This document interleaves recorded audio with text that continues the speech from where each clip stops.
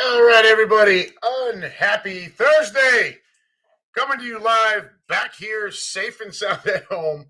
This is the UnHappy Gilmore Show, powered by Green Legion Radio, part of the Green Legion Radio family.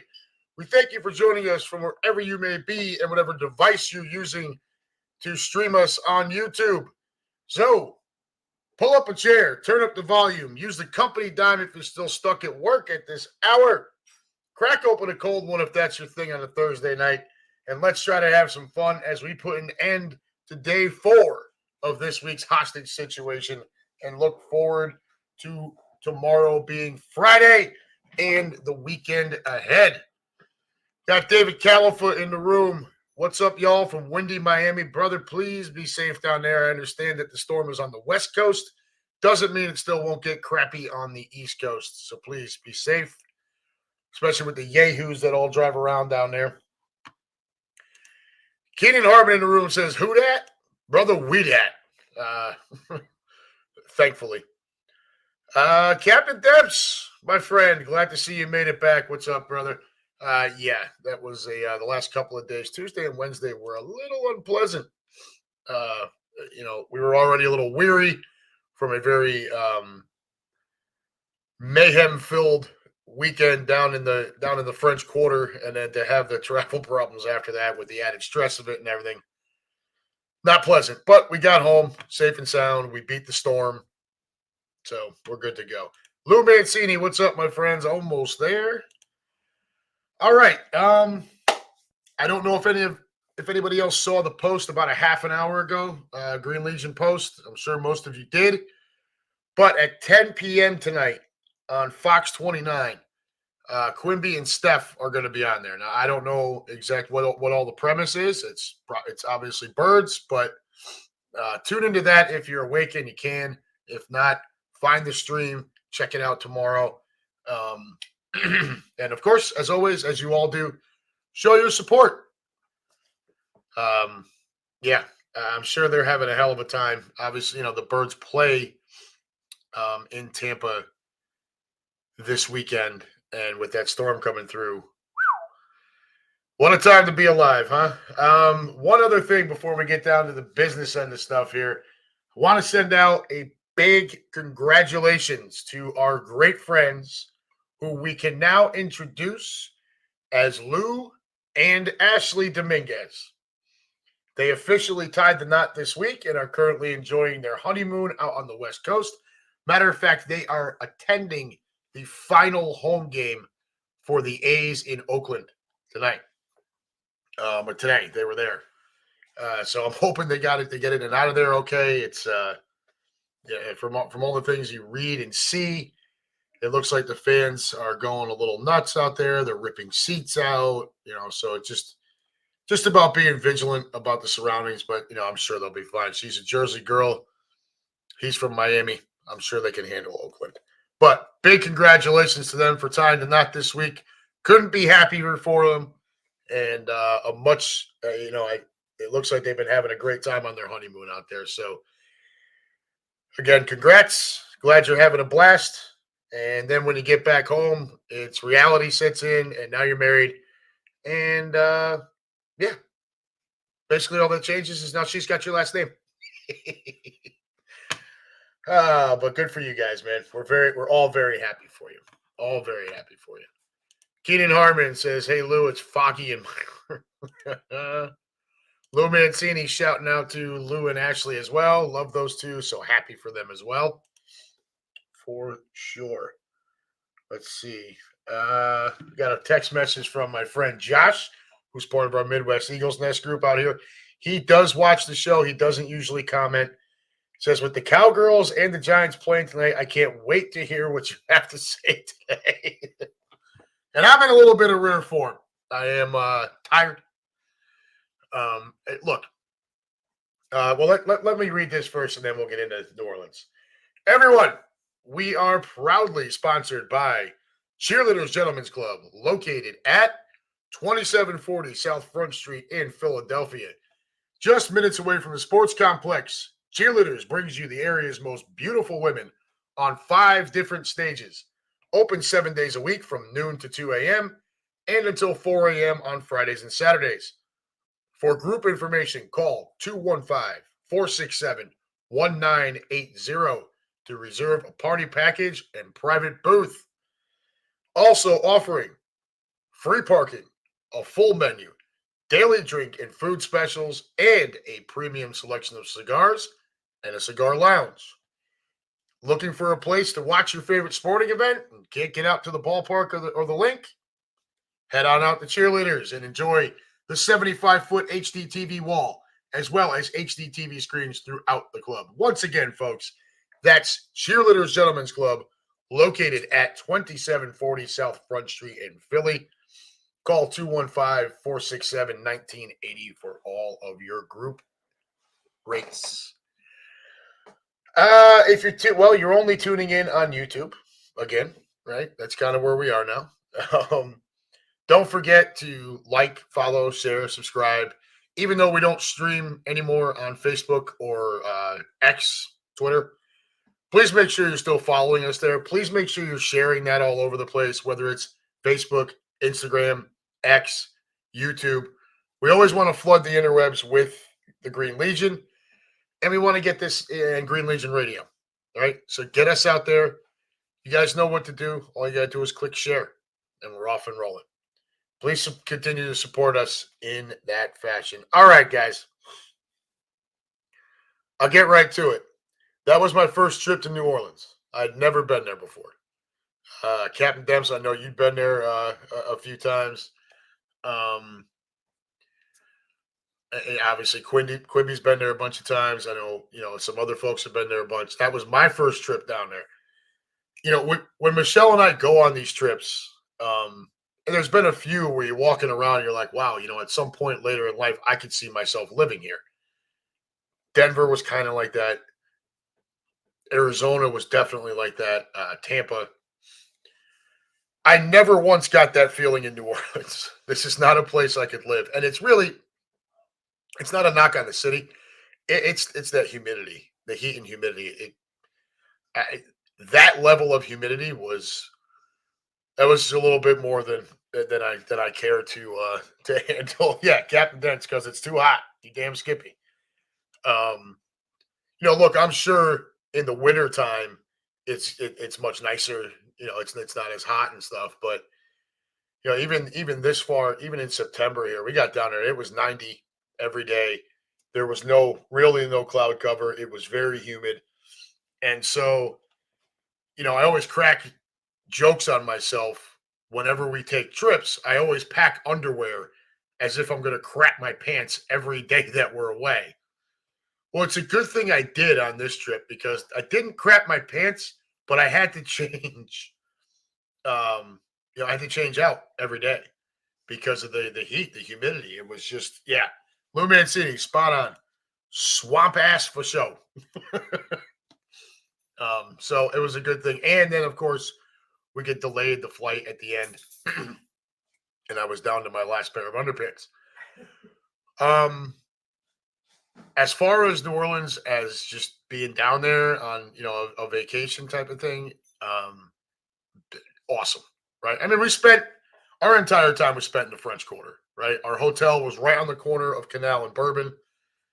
The food I mean, just yeah, Cap. I told you face to face. I've posted it on Facebook. It If I could have, I would have eaten all of the blackened gator in the French Quarter. Now, look, it's not like I've never had this food before. I love that style of food. But when you're in New Orleans and you get it there, it's a different level. All right. So the blackened gator bites, the jambalaya, the gumbo, the muffaletta, the charbroiled oysters. Michelle for lunch on Monday, we went over to a place that was called Old Nola Cookery. It was right down the street. It was one block down from our hotel. And the food, what the ratings looked good. I'm like, all right, let's go over there. We took Monday and all we did was eat all day, right? Because it was the game's over, all the work is over, the pep rally, the selling T-shirts, the check-ins, all that's done. So Monday was just do whatever you want, and we decided to eat all day long. So we go over to this place for lunch, and I got the blackened gator bites as an appetizer. Michelle had a few bites of it; she liked it, and I got jambalaya pasta, which was fantastic.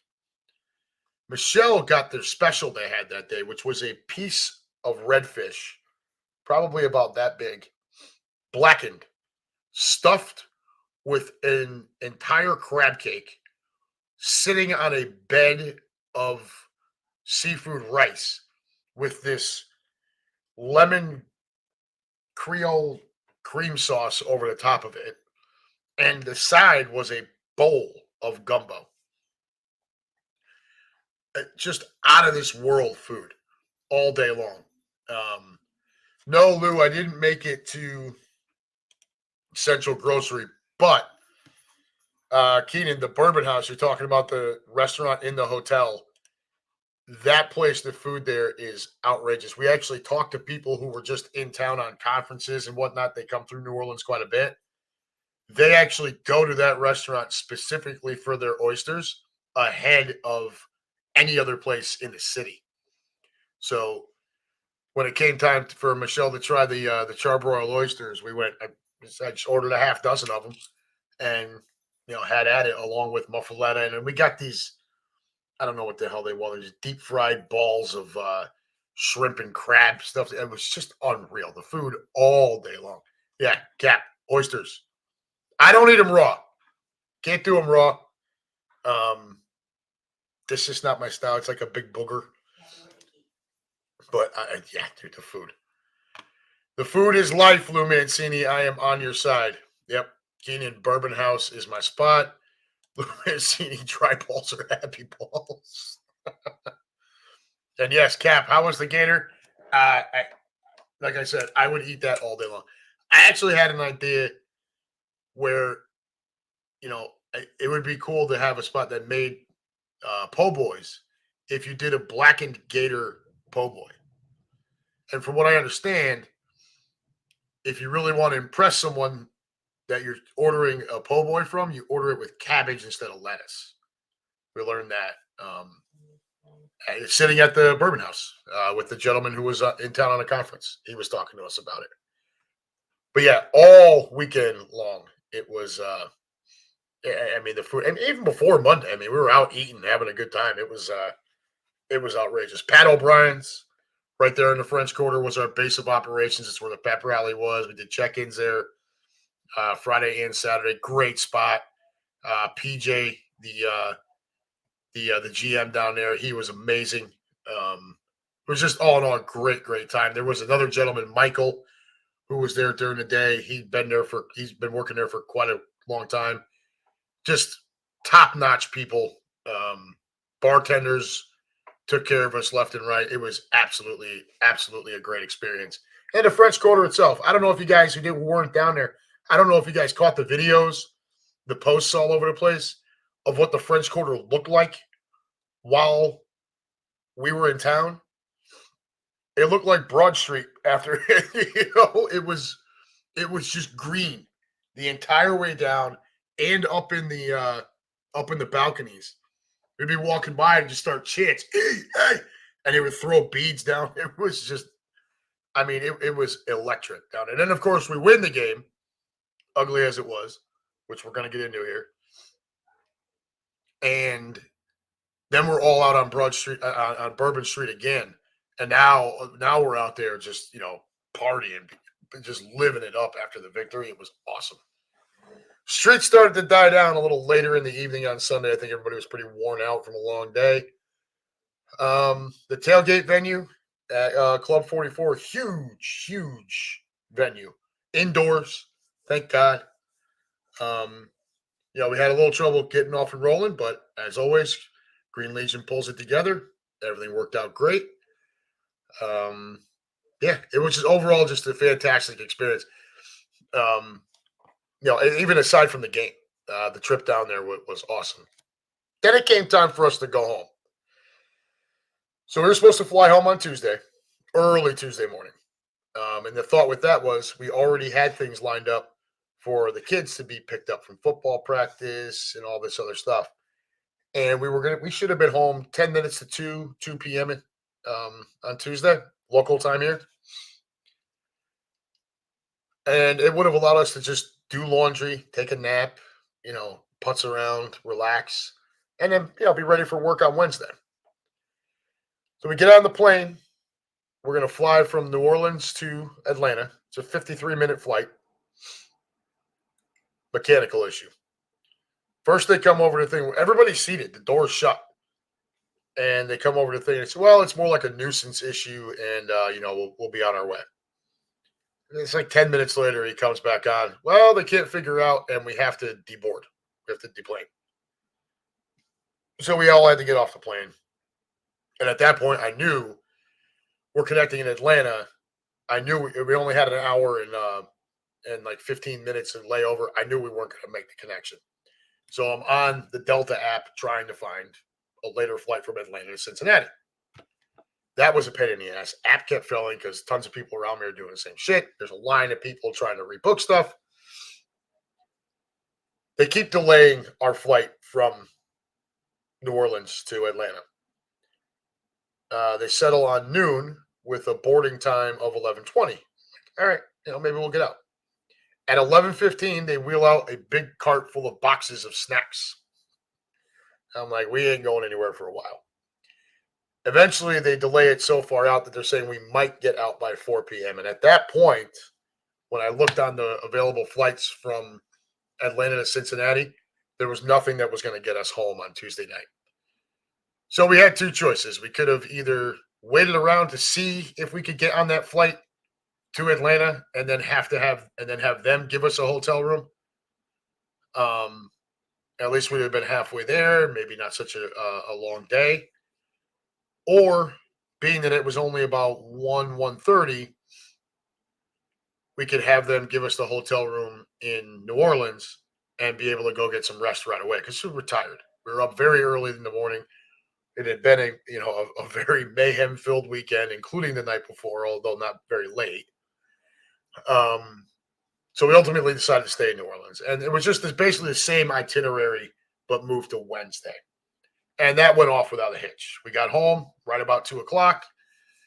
Only problem was now we've each missed an extra day of work, so there's more to catch up on. And coming home yesterday, now Liam had a football game, and Grady had his appointment with the doctor for his wellness check.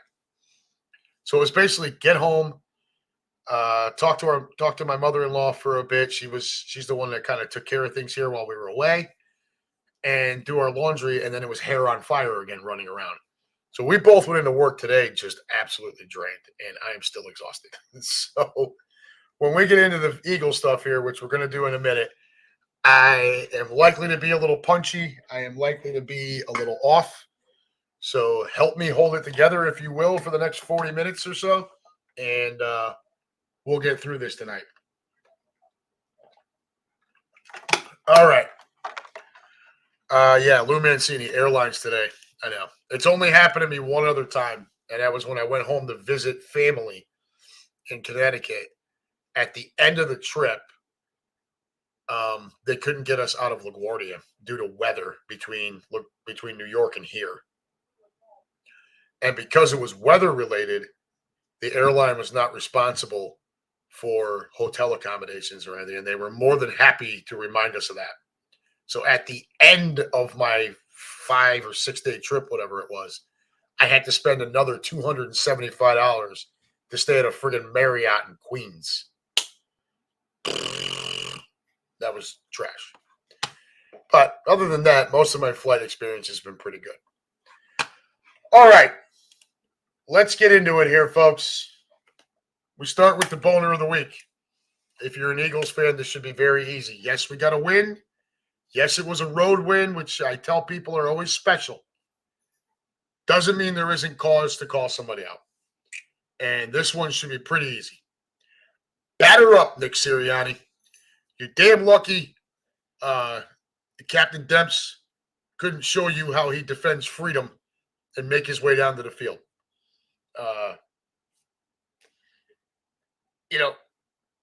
As I said, this should have been a blowout victory. Yet, there we all were at the Superdome or at home or at bars everywhere, once again having to sweat out a series of mini heart attacks. Seems like every week. Why this time? Well, we could talk about Jalen Hurts and how he continues to turn the ball over at a rate that is just not survivable. But we're going to save that. And to be honest with you, I couldn't do that to Jalen because after the 2 early turnovers, he locked in and he was really good the rest of the game. So for this one, we are 100% talking about Coach Nick, right? And his horrifying decisions in absolutely crucial spots, which continue to take points off the board, already cost us one game and nearly cost us this one on Sunday against the Saints. So, as if not taking the points in a 0-0 game at home against Atlanta wasn't enough, Nick decides to make the same mistake in New Orleans twice in a 3-0 ball game. The first one is a 4th and 1 at the New Orleans 15-yard line, which makes it a 33-yard field goal to tie the game. It's a little bit harder to kill him on that one, being only 1 yard.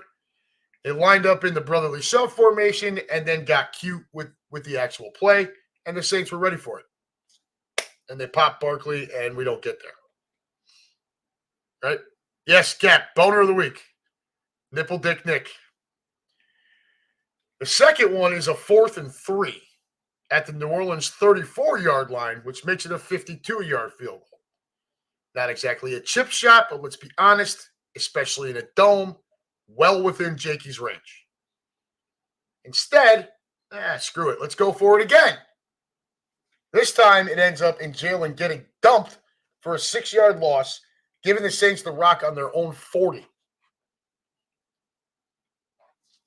But let's not stop there, Nick. Nah. Why would we stop there? Leading the game now, 7-6, with the ball on the New Orleans 42-yard line. 4th down.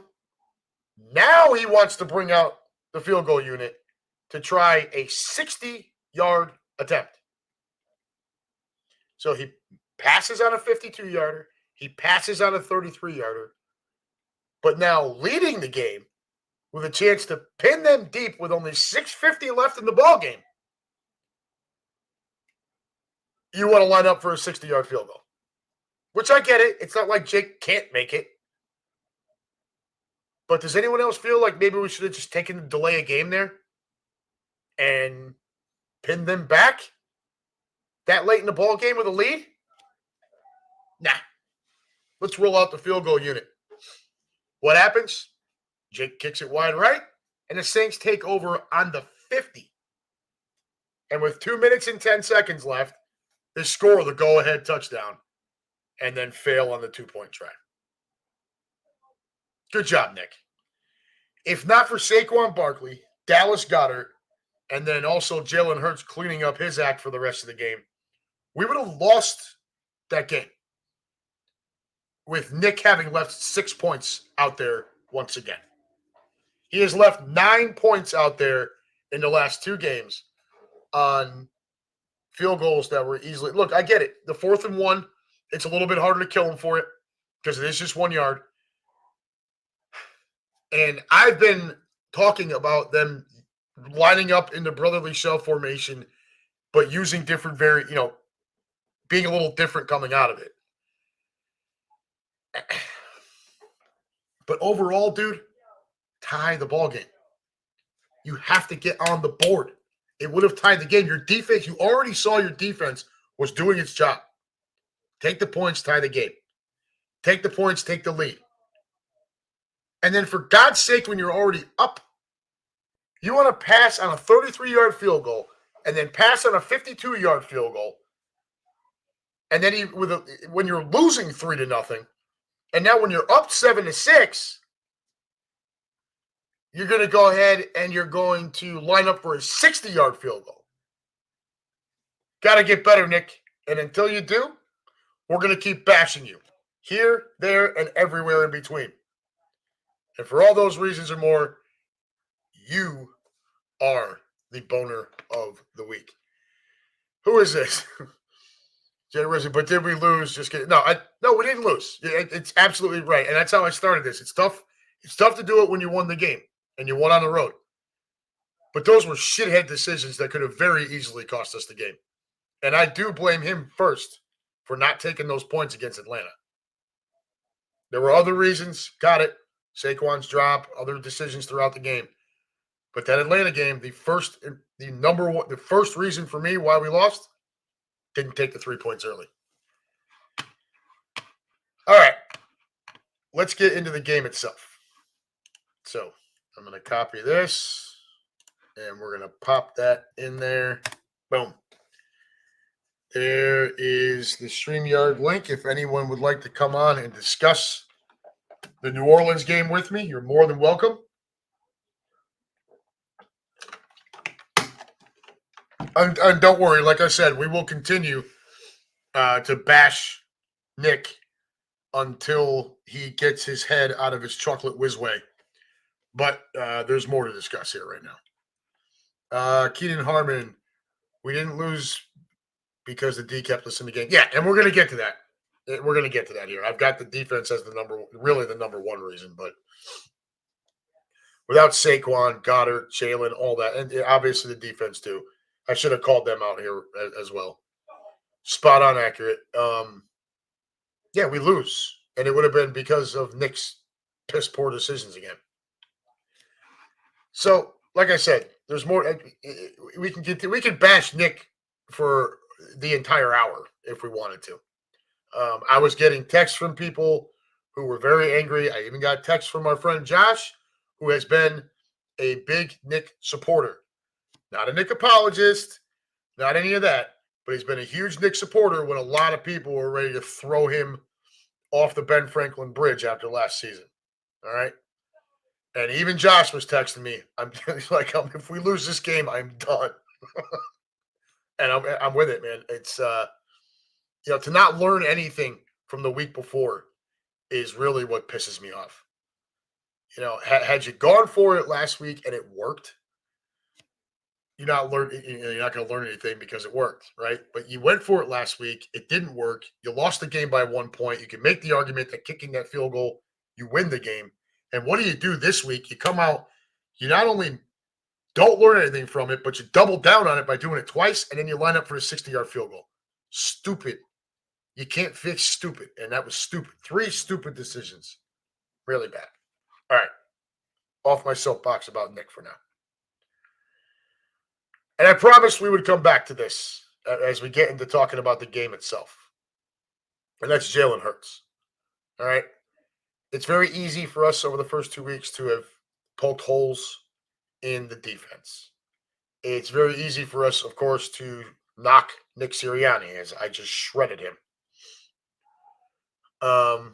Bryce Huff is a very easy target right now. And after this past weekend, I'm more with it. Before this past weekend, it was easy to bash him, but nobody on the defensive front was doing anything. Well, all that changed on Sunday against New Orleans. He really was the only one that didn't hit the stat sheet at all. But we've got to stop making excuses for Jalen Hurts. Okay?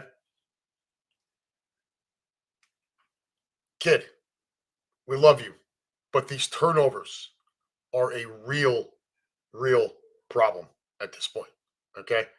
He's now thrown 4 interceptions and lost 3 fumbles through 3 games. All right. Cap, I'll address that in just a minute here because I don't totally disagree. Cap saying that watch the game again, that pick wasn't his fault. Smitty got a fight. I don't totally disagree. All right, there's different reasons there, but some of it is still Jalen Hurts. All right. There are Jalen Hurts apologists out there who want to chalk up that INT as just a bad route by Smitty. All right, and that is part of it. Okay. But when you really watch the play, right, as Cap is alluding to, this wasn't a quick slant where it's drop back, look, and just fire it. Okay? That's more what you see from Tua in that offense in Miami. When you look at the timing of the play, there were 3+ seconds before he throws that football. And so if Smitty ran the wrong route, I expect my high-priced quarterback to see that. Okay? I also expect my high-priced quarterback to understand that that is not A.J. Brown he's throwing the ball to in that spot. It's Devontae Smith. And I agree with Cap that Smitty got a fight, but the Honey Badger is much stronger than Devontae Smith. This is the one area where Devontae is not as good as AJ. It's the strength portion. He's just not as big. He's just not as big of a guy. Look, if that's AJ, I will throw that ball to that spot, and I will allow AJ to go and fight because he's 6'1", 230 pounds.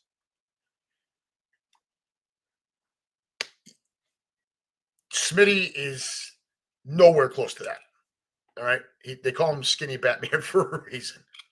All right, he does other things incredibly well. Fighting for it is not one of them. And I agree with this as well. This is the third piece to it, Cap, and I'm glad you said it.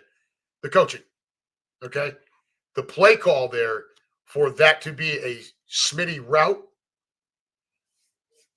is not the play to call there. You're going to have Devontae Smith go try to outmuscle Tyrann Mathieu. That's not going to happen. The only way that Smitty's going to outwork the Honey Badger there is if you make Smith make an acrobatic catch, which he's excellent at. Okay? But just throwing the ball to a spot where now it becomes a clash between Devontae Smith and Tyrann Mathieu, that is not going to work in our favor. It's just not. And so we have a 3-headed monster with that play. One, Smith, he didn't run the route correctly, I guess is the way to put it. 2, Jalen, well, first and foremost, you don't call Smith locking up. You don't call a play for Smith to go head-to-head like that with a guy much bigger and stronger than him. That's a stupid-ass play call. Behind that, Smitty's got to run the route correctly. But equal to that, Jalen's got to see that matchup. Dude, just throw the ball at the back of the end zone, right? Just throw it. He drops back. He looks left. He comes back right, and he's here, and he can see it. Before he throws that ball, he can see it. At that point, he's got to let that ball fly up over everybody because he's got to recognize that that matchup is not going to work in our favor. Like I said, if it's A.J. Brown, oh, hell yeah. I will take A.J. Brown versus any corner or safety in a physical matchup in the league. And if I lose on it, then I lose on it. But I'll take my chances in that spot with A.J. That is a big, strong wide receiver. Devontae Smith is not. That's where I get at it with Jalen, and it's under him understanding that and reading that, even though it's supposed to be an anticipatory route. He's still got the time to see that coming and not make that throw. That's where Cap, when you and I were talking during the game, that's where I'm like, he's got to see that shit and stop doing it. And the play call is also a problem, though. Well, thank you, Cap. I appreciate that. Great summary. I specifically went back and watched that play because I was really upset about the turnover. It was in the freaking end zone. How could you not be upset about it? And I do agree on the play call shouldn't be there. I agree that Smitty didn't run the right route, but Jalen's got to know better too, right? And then, as Cap alluded to just a few minutes ago, the fumble is all on Jalen. That was just ugly. And he's got to be better than that. He really has to be better than that. He can't keep being sloppy with the ball. Now, he is credited with 3 fumbles lost this year. One of those is the Jurgens snap that bounces off his chest. Okay. That is on Cam Jurgens. Okay. That was the first game of the year against Green Bay, and they're still trying to get their cadence down together. And he just snapped it early, and it bounces off of Jalen's not even expecting it. That it goes on Jalen because it hit off of him. It sucks. It's like in baseball where the third baseman makes a throw to first, and it does do a one hop, but it's a ball the first baseman should really handle, and he doesn't. The error goes on the third baseman. It's kind of a tough call. But overall, he's credited with 7 turnovers through the first 3 games of the season, and that's not good. That has to stop. All right. Cap. Yeah, we got to watch his middle of the field play for the rest of the year. And we do, unfortunately. He just seems to have trouble seeing what's there, which is really odd for a younger quarterback. You would think, take Brock Purdy, who I just can't stand it, but he works the middle of the field really, really well. Now, some of that is that Shanahan offense that just creates that space. But we've got talent out there that can give him targets and give him space. I don't know if he's holding it just a tick too long before throwing it to the spot, or maybe he's throwing it there a little too early. But something in between the hash marks isn't registering up here, and that's where he tends to make his poor decisions. That he does from time to time. You saw it at the end against Atlanta. You saw it early on against Green Bay where he will try to make that hero throw, and that doesn't work out for him. Jalen Hurts does not have the greatest arm strength in the world. All right. He has gotten much more accurate. He doesn't have the greatest arm strength. So when those hero throws come up, there's not a whole lot of zip on it. It tends to flutter a little bit. He's usually doing it off his back foot, and it becomes a problem. The fumble, inexcusable. It's got to be on him. Now, all of that being said, I also mentioned that Jalen did finish strong, and that is 100% a fact. He finishes the game, doesn't have a touchdown pass, did have the fumble, he had the interception. That was early. Doesn't throw a touchdown pass, but he finished the game 29 of 38 for 311 yards. All right. That throw to Goddard early was an absolute drop in the bucket. And he hit him again, Cap, on the play going away from us. That's the one where I stood up and I was yelling, he's got him beat, he's got him beat. And he just drops it right in the bucket to him. Just beautiful throws he was making after the early hiccups. It just looked like as the game went on, he got more comfortable. Still not a whole lot going on in the middle of the field, but he was making better decisions, right? He did run 8 times for 25 yards. 21 of that was on one play. He did take 4 sacks, so I guess he would have had more rushing yards because you get the negative on the sack. The bottom line is, while his play was sloppy and hurting us early, we do not win that game without his solid play late, okay? Personally, with Jalen Hurts, you guys know my stance. I like him. I like Jalen Hurts. I just wish he would be more consistent. The erratic, it's like we have a bipolar quarterback out he'll make the bad read, the shitty throw, or he'll have that horrible fumble or what like that. And it all happened in like a quarter, and you're like, what in hell is going on here? And then for the next 3 quarters, he looks like the best quarterback in football. It's ridiculous. I don't need him to be the best quarterback in football. I need him to be consistently good. That's all I need. I've got enough talent on the offensive side of that ball where if Jalen Hurts is just consistently good, we are going to score a lot of points, and that offense is going to be very special. Now, I don't want to say, so what Lou Mancini, Clint Kubiak should be our next head coach. Mancini again, that one-handed catch was amazing. Goddard had the game of his life. Let's talk the other reasons for the win. All right, we'll put that up here again in case anybody wants to jump in. And if you don't, that's okay too. You wrapped up or whatever. You just want to hear me go on and on. I'm okay with that. I could do this. Gift of gab, baby. I could do this for days. And as Keenan alluded to earlier, the number one reason for the win, the defense. Finally, the defense arrived. I didn't want to kill him week 1. That was a Green Bay offense that is loaded. That was a shootout game, and we came out on top. In that Green Bay game, they made the plays they had to make to win the game. Against Atlanta, they were actually pretty solid with the bend, don't break until that final drive. Atlanta only had 315 yards of total offense until that final drive. And that final drive was horrific. In 3 plays, they were on our 12-yard line. And that's just inexcusable. However, this Saints team in their house on Sunday, right?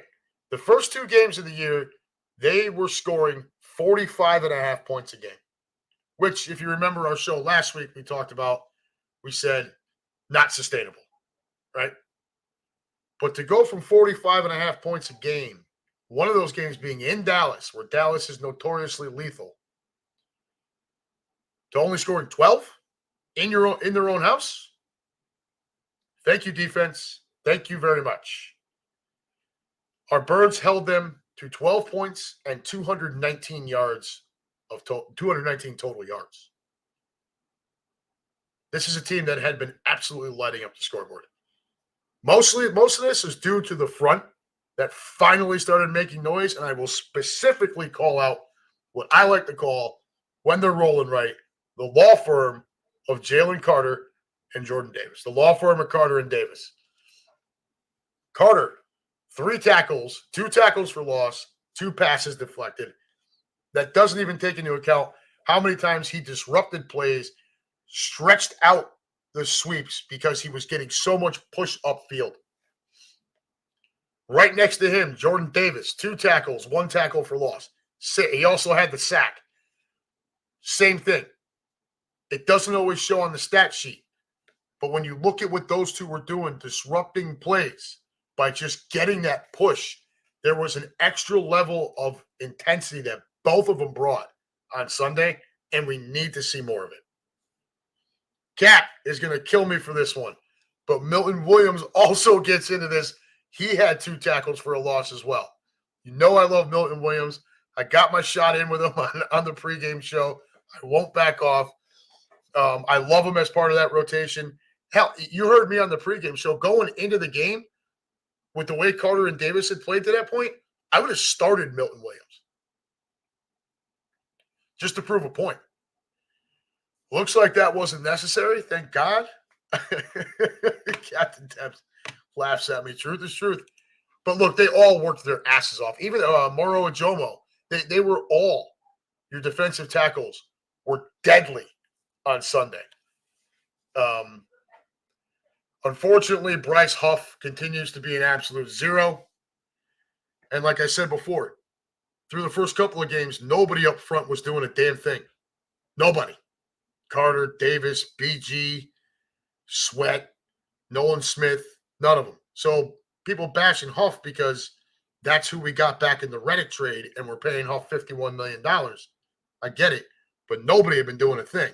So it was hard to Huff was just an easy target because of the contract.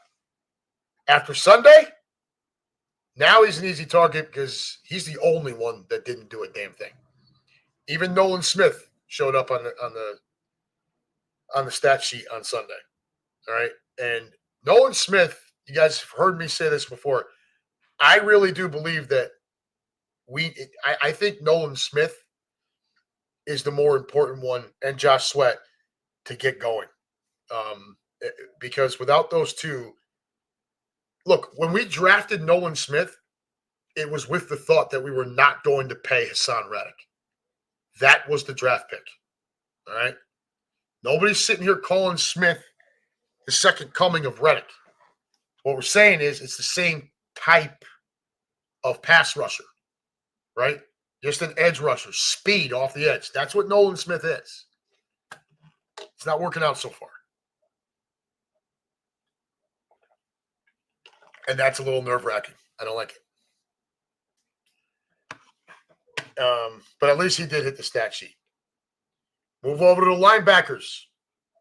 Once again, strong. Zach Bond, 7 tackles, 4 assists. Nakobe Dean, 3 tackles, 1 for a loss, 5 assists. Linebackers out there doing their thing. When Derek Carr wasn't hurried, the secondary did its job.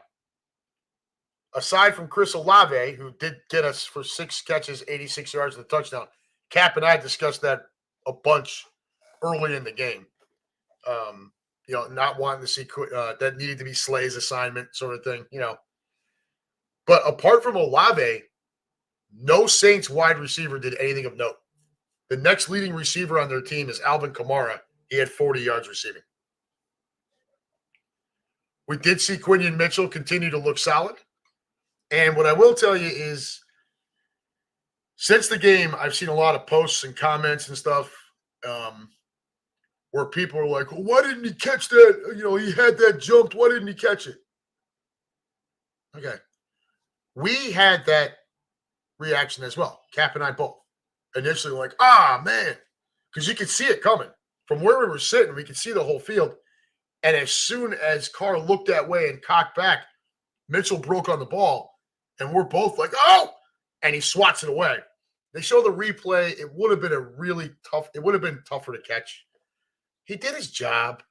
Okay? He did his job. And to be honest with you, so far this kid looks every bit the part of earning that first-round draft pick. Captain Demps, you can't teach desire and hustle. Hassan got so many because he was hungry. Why aren't these guys hungry?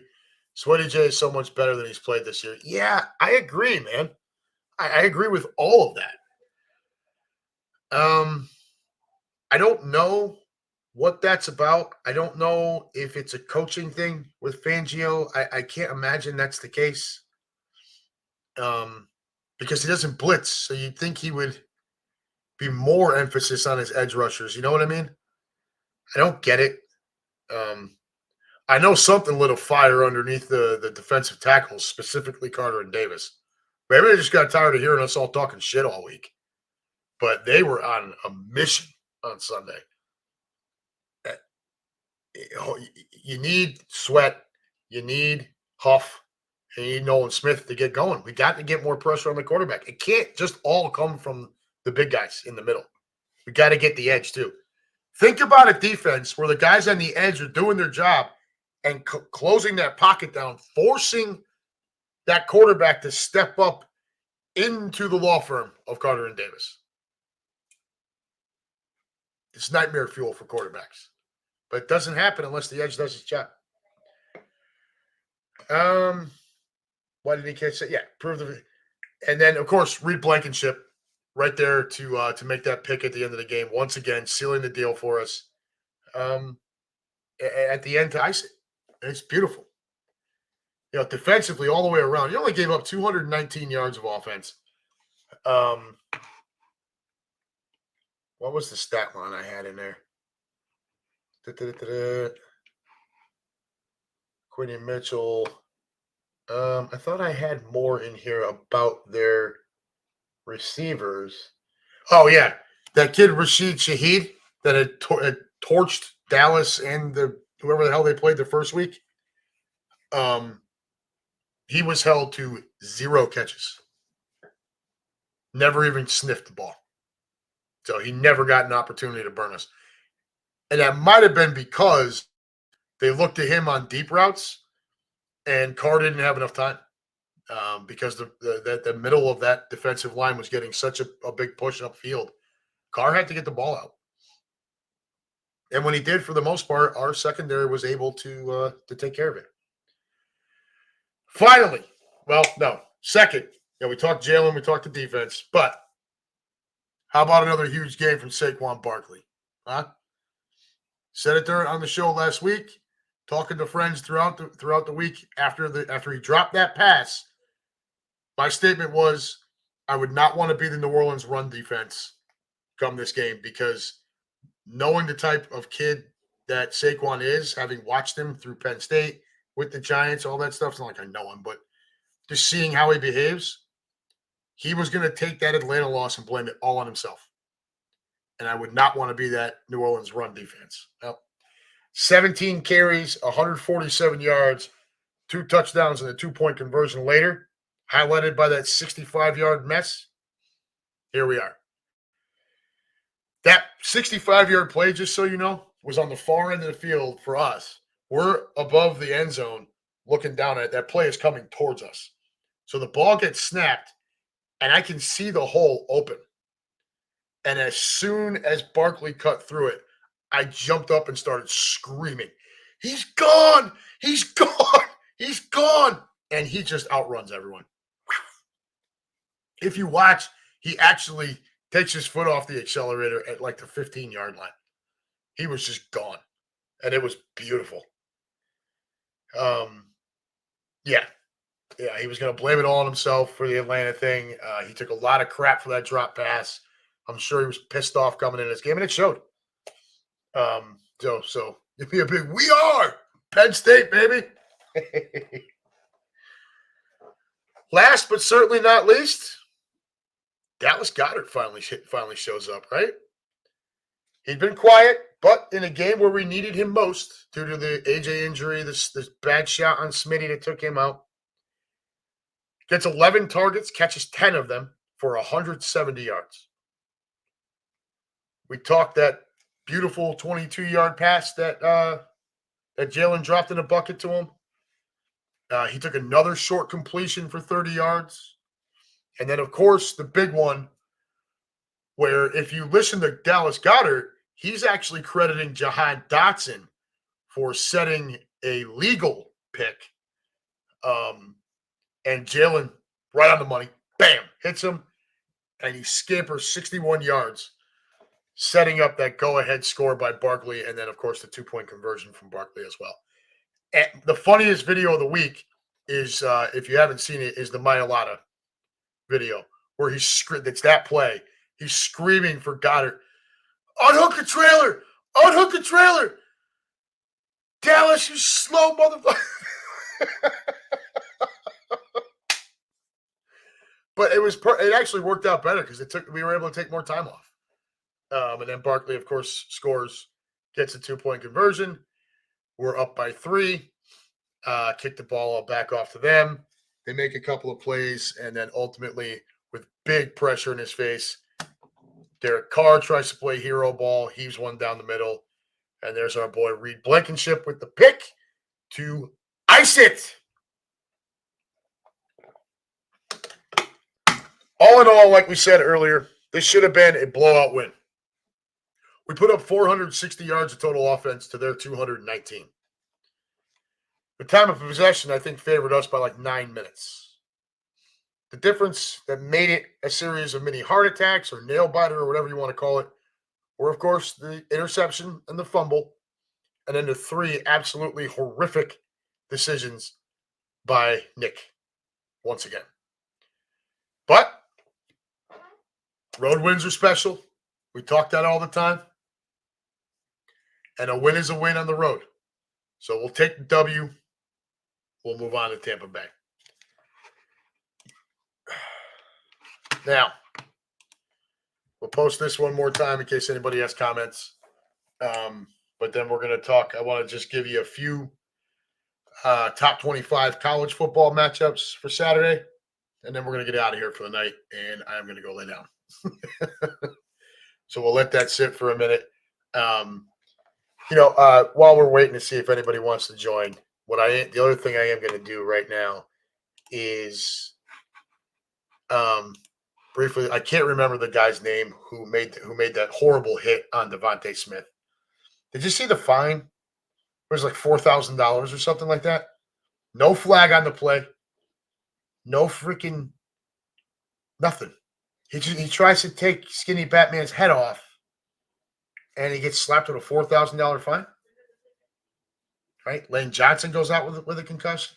Darius Slay's gets banged up. We're the walking wounded coming in this game against Tampa.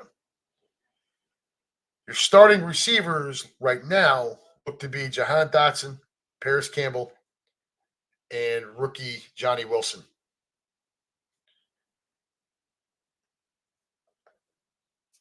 I'm going to recommend a lot of 2 tight end set. A healthy dose of Saquon. Healthy dose. I'd like to see Shipley get out there and get the ball more. I did see a comment on a post I put up in our Midwest Eagles Nest group that said maybe we should go heavy dose of Saquon and Shipley and put Gainwell in the slot. I don't know. I don't know what the answer is when you're down Smith and Brown and Lane Johnson. Mekhi Becton is banged up. Landon Dickerson is banged up again. Look, I'm not going to be mad if they sit all these dudes. I'm not. We got the bye week after Tampa.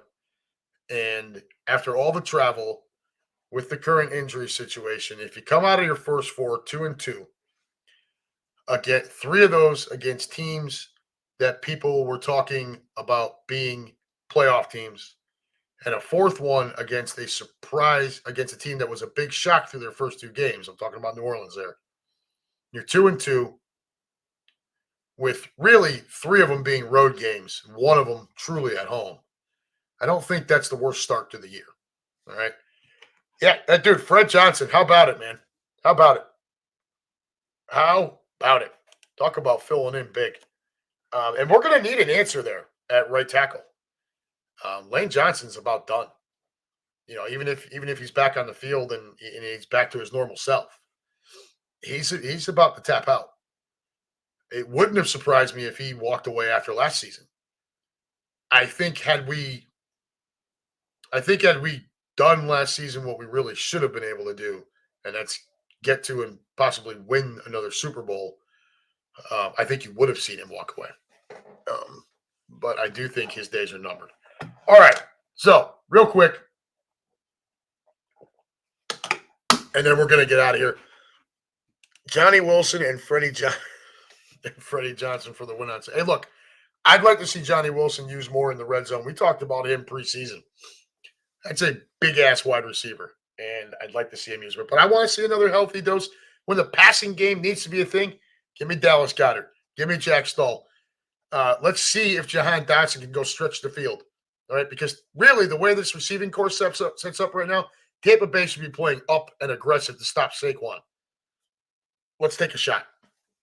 Jahan Dotson is lightning quick. Send him. Let's see what we can do. All right, real quick, let's get through a few bullets here before we end the night. Tonight's game, I know Josh is, if you're still here with us, but I know you were kind of waiting on this. Tonight's game is the Giants at home against the girls. This, folks, is the game where we root for the sinkhole, right? Or a tie with a bunch of injuries. Nothing life-threatening or career-threatening, just enough to make it a nuisance, right? I am a little weirded out by Dallas only being favored by 5.5. I know the Giants have looked better. I don't want to hear Giants fans getting all crazy about Daniel Jones. Yes, his pass rating was 110 on Sunday, but Pro Football Focus had him rated as the third worst quarterback in the league on Sunday. What you're seeing is the birth of Malik Neighbors in the NFL. Dallas has also handled the Giants, especially in standalone games. Dak usually goes bananas. Their defense has looked awful, and Malik Neighbors is on a tear right now, so we'll see. I will tell you there's not much of a chance I make it past kickoff, but I'll be interested to see the final when I wake up tomorrow morning. And Breaker 19. We got a few minutes here, bud, but we're not going to stay on much longer. Come on in. Nah, it's good, dude. I just wanted to stop by. I got a lot of shit going on myself. I talked to Ruth for probably 2 hours, and I just want to see how you guys are doing. I wanted to apologize for not making that game. I've just been very busy. So it shit happens, dude. No, I know. But I told you I was going to be down there, so I sort of came. But honestly, work is work, brother. I've been so busy, it's crazy. So I don't know if this was addressed. And I'm only going to, like you said, we only have a few minutes, and I understand that. Sirianni, do you think he's going to go? Do you think this is his last year too? I mean, he's making so many stupid mistakes. How many mistakes does he need to make until it's Howie or Jeff says, you know what, enough with this shit? But then again, who do we get? Who's out there? You want Belichick? I mean, no. We're going for like Dumb and Dumber. There is nobody. No. So I think what you saw, and we did rip Nick Sirianni apart right when we got going. Nick Sirianni was my boner of the week. Ripped him to shreds. I think what you saw, to address what you think about is Sirianni going to make it past this year? I tell you no if he keeps making shithead decisions like that. But I think that's also why you saw Kellen Moore hired as the offensive coordinator and why you saw Vic Fangio hired as defensive coordinator. Vic has been in the league a very long time. He's a professional. He's respected around the league. He is capable of stepping in as a head coach, even if it's just on an interim basis. Kellen Moore has been talked about as an up-and-coming head coach candidate for quite a while. Those two hires made by Jeff and Howie were by design. They were. And they're the ones that are supposed to make the play calls. Why is he still doing play calls? 100% right. I don't like hearing that from Nick Sirianni. Nobody does. We've seen enough of Sirianni make play calls over the last few years. He's not good at it. He's just not. Now, listen, when it comes to decisions on fourth down of whether or not you're going to go for it or kick the field goal, that is the head coach's decision. From there, the play call should go to Kellen Moore.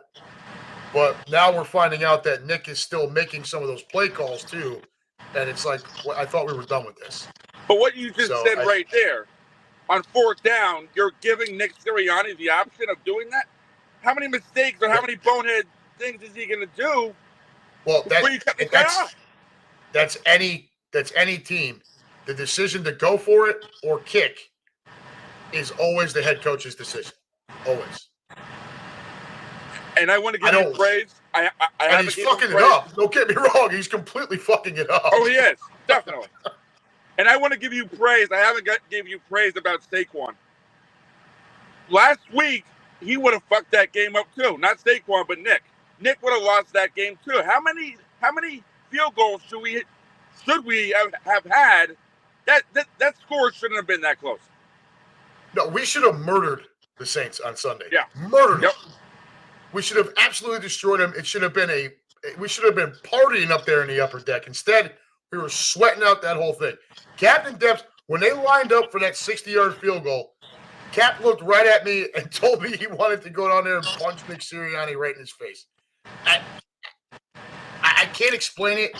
I don't know why he can. It's almost like he's antagonizing the fan base at this point. I don't know another way to explain it. He didn't learn from the Atlanta loss. I blame the Atlanta loss on him first for not kicking that field goal early. And then, Saquon and the defense behind that. Saquon, you got to catch the ball. The defense can't give up that touchdown. But the number one reason is Nick. And Nick was, again, the number one reason why we were a struggle bus on Sunday against the Saints. And you're like a big brother to me, so don't.